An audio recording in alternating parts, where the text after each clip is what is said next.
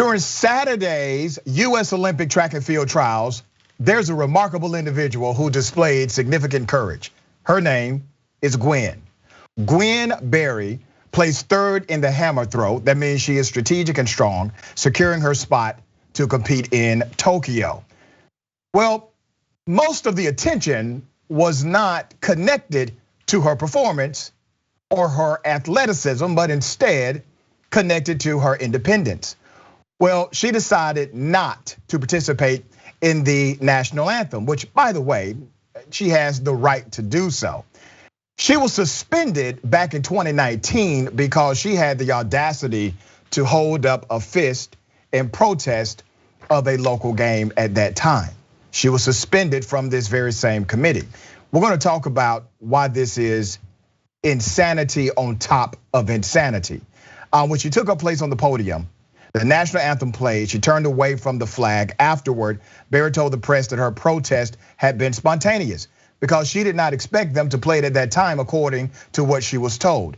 The person who decided to go on Fox News and talk trash about this woman, his name is Seth John. Well, Seth is a character himself. So let me first read a quote from Gwen Berry. Gwen says, "I feel like it was a setup." Berry said, laughing per the Washington Post, "I feel like they did that on purpose. And I was pissed, to be honest. I was thinking about what should I do. Eventually, I just stayed there and just swayed. I put my shirt over my head. I know they did that on purpose, but it'll be all right. I see what's up. You see, I like that." And then she came out with a tweet. Now, typically, when you have an athlete, especially at this level, with this kind of global pressure, this kind of America-dominated pressure, this kind of patriot pressure, they come back and they apologize. Well, she did not. Her tweet said, "I said what I said. I meant what I said. Stop playing with me, period. Hashtag activist athlete." Can I just say this? This is not your granddaddy's civil rights movement. That's not what this is anymore. These folks are not playing. She said what she said and she meant it. Stop playing with her. Well, she will continue to advance, but something else quite interesting. Former US soccer Paralympic team captain, remember this guy? Seth John angered people with a speech during the US Soccer Federation's annual meeting. The USSF removed John from the Players Council on Monday. He has since issued an apology for his remarks, while the USSF has issued a statement condemning his racist rhetoric. So who do you think Fox News brought on to talk trash about Gwen? The racist guy. So here it is.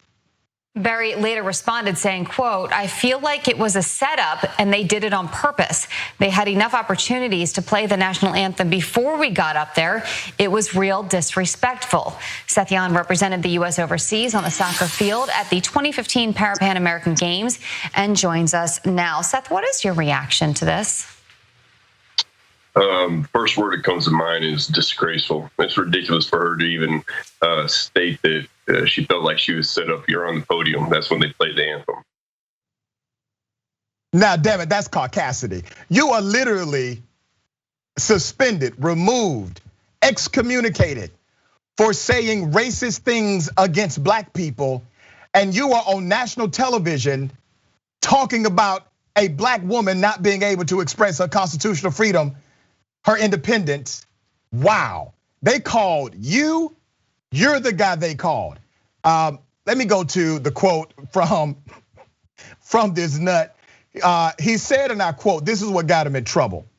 He said, and I quote, "I keep hearing how our country was founded on the backs of slaves, even though approximately only 8% of the entire population even owned slaves. Every race in the history of mankind has been enslaved by another demographic at some point." This guy said this in a very public forum. This guy said even more than that. He cited that black people killed 95% of other black people, just ridiculous statistics that are not true.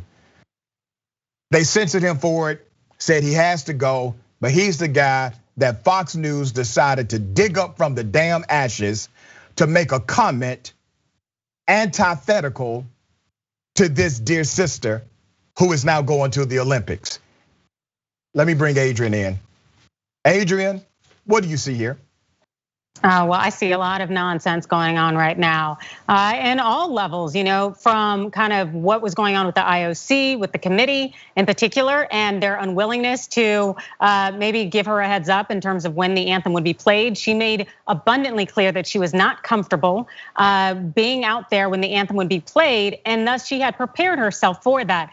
For it to kind of be, dropped on her at the last minute, it's problematic because the reality is that the nation that's supposed to be one nation under God representing everyone has not represented everyone. So to push it on her and to make it feel like she is being set up, that's a hell of a thing. And it's also really problematic because there is so much division in this country, due in part to the fact that Black people have been mistreated and nothing's been done to rectify that, and nothing is being done, yet the oppression continues. Let me tell you why I believe Gwen Berry. I did some independent research, and Seth was incorrect on Fox News when he said, well, she's at the podium, they played the national anthem. Well, in the Olympic trials, they only played the national anthem twice a day.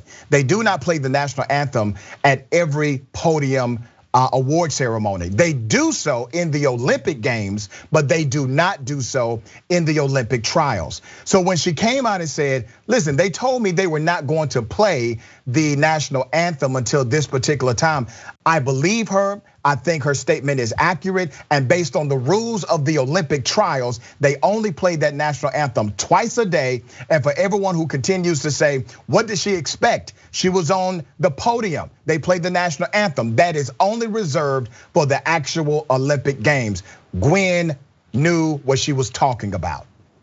Absolutely, and you know what? The thing is, earlier this year, the International Olympics Committee, the IOC, it changed the rules that allow athletes to protest at these types of domestic events, these trials, without being penalized. But the thing is, that won't necessarily be the case when we hit Tokyo and we have the actual Olympic Games. And they plan to enforce this Rule 50 that essentially says if you protest in any way, any kind of racial injustice, that you will face penalties. And the interesting part of this, the hypocrisy, is that meanwhile in Geneva, Switzerland, just yesterday, the UN human rights chief issued a landmark report urging countries worldwide to do more to help end discrimination, violence, systemic racism against Black people, and to make amends. And so you have one thing coming out of Geneva, Switzerland, that's supposed to represent the world, saying, countries, you need to make amends and fix this. And you have another thing coming out of Switzerland via the IOC saying we are going to completely and totally ignore oppression, and anyone who in any way brings that to light or brings it up while we are on the national stage of the Olympics will be penalized. A lot of cats get it twisted that own stuff. The Olympics should not get it twisted as if they own the people. They own the franchise, but they do not own the people. And we look at our own domestic professional sporting industry, where we have owners in the NFL, the NBA, Major League Baseball. You own the franchise, you do not own the people. However, they have operated in a way that has literally taken away the independent expression of individuals during peaceful protests. You don't get more peaceful than being on the sideline taking a knee. They didn't have any problem when a player would take a knee in the NFL to pray to white Jesus. They had no problem with that. But you have a problem when somebody in the NFL takes a knee to protest the treatment of Black and brown people as it relates to law enforcement in America. You don't have a problem with the knee. You have a problem with why the knee was taken. Yep, and the thought that, hey, you are acknowledging or bringing to mind the oppression that you have sustained, and we want to pretend it doesn't exist. We want white supremacy, the patriarchy, we want all the systems of oppression to flourish, and when you bring them to light, when you acknowledge them in some way, no matter how you do it, whether it is with force or it's nonviolence, that's the problem. And the thing is we're past the point of sitting back and taking it. This is not gonna happen in terms of, hey, we're just gonna ignore it and act like this isn't a problem. It is a problem, and it's something that we are facing, and we're gonna speak out.